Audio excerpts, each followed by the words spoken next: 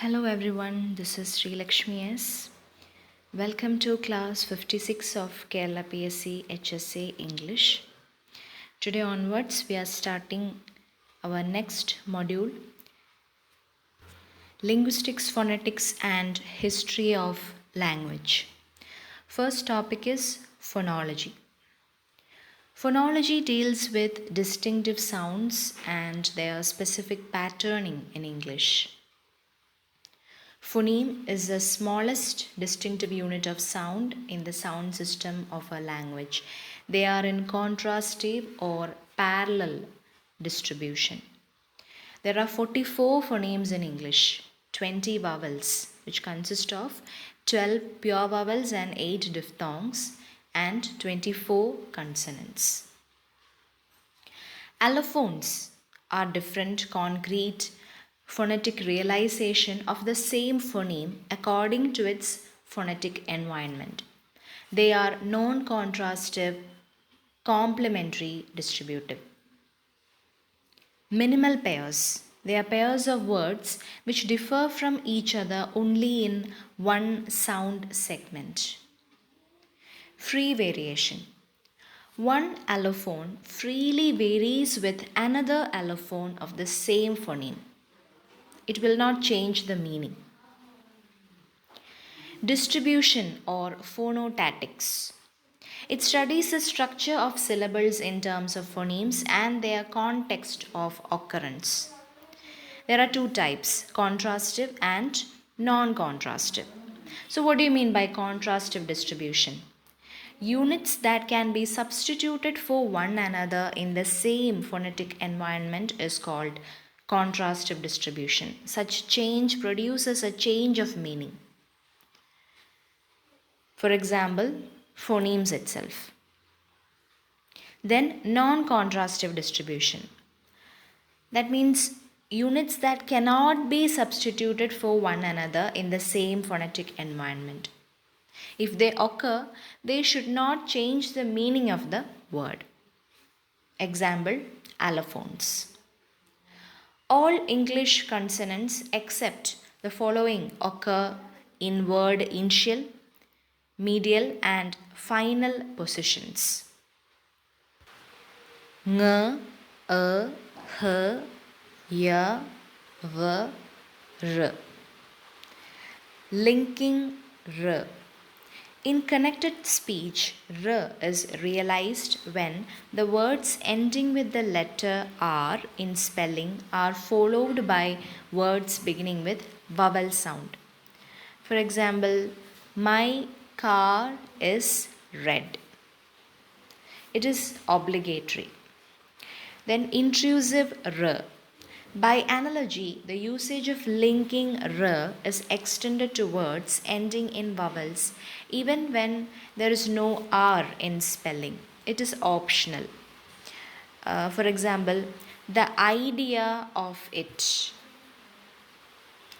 All the vowels in English except the following occur in word initial, medial and final positions. U, a, o.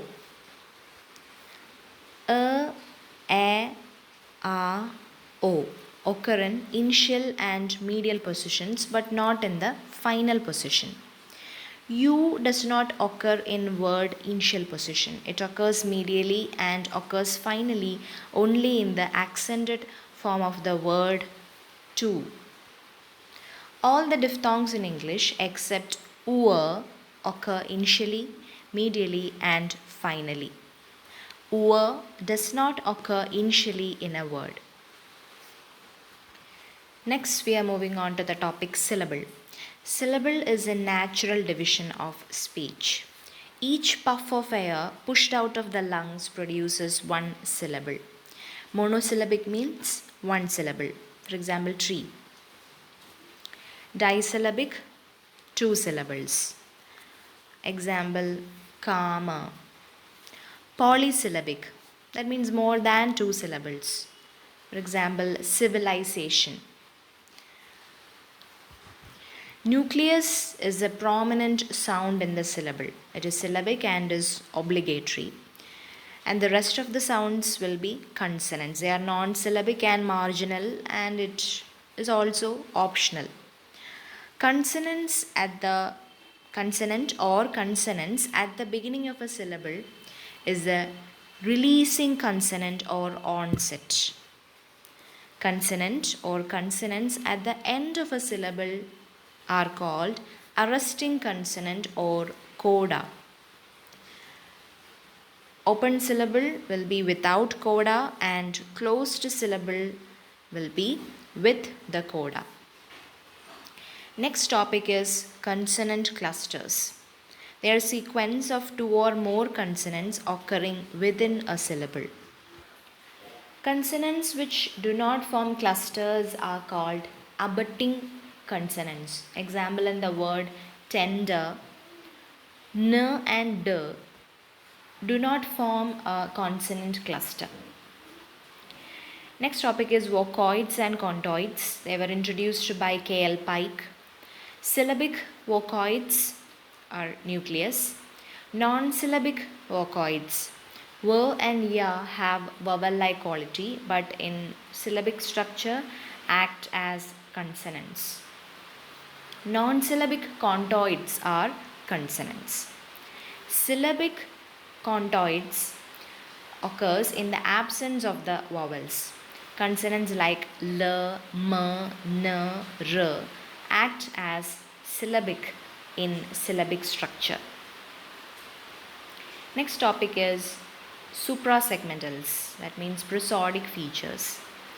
Segmental phonemes, that means vowels and consonants, they produce speech segments. So there are some sound attributes of suprasegmentals, that means additional speech features such as stress, pitch, length, etc. that affects the speech sounds. So when these additional features affect or change in meaning, they are described as suprasegmental, secondary or prosodic phonemes. Stress. It is a degree of the force of the utterance. Word stress is free in the sense that it is not associated with a particular syllable in all the words of English, and it is also fixed. Main accent always falls on a particular syllable of any given word. Syllable uttered with the greatest degree of force is called the stressed syllable. And now there is sentence stress. Stress will fall on content words like nouns, verbs, adjectives, adverbs, demonstratives and question words. They will be usually stressed. Next topic is rhythm. English is a stress-timed rhythm language. Stress in English is isochronous, that means stressed syllables tend to occur at regular intervals. Gradation. Gradation means use of 2 or more forms of pronunciation. It will have strong and weak forms. Juncture or transition. That means a pause between 2 words to make out meaning. P stalks and P stalks. Pitch. Pitch is a frequency of vibration of vocal cords. Intonation. Significant changes of pitch and stress in relation to utterances is called intonation, and we have to decide 3 things about an utterance before we mark its intonation. First is tonality. How many tone groups can it be divided? Second is tonicity. Where shall the tone be given? The third is tone. What kind of tone? Falling tone, rising tone, fall, rise tone. Assimilation. It is a way in which sounds influence each other. Precise phonetic quality of a phoneme is determined by its phonetic context. Next is elision. Elision is the sound which exists in a word pronounced in isolation or in connected speech is dropped or elided in a compound or connected speech. So these are the main topics that comes under in phonology. So I have just limited my class by discussing only the main points that come under in phonology. With an exam point of view, we need to complete this module and also the last module plus modern English usage. So I'm just trying to wind up classes with the rapid sessions and as quickly as possible. So prepare well and stay tuned with the channel. Thank you for all your love and support. Bye.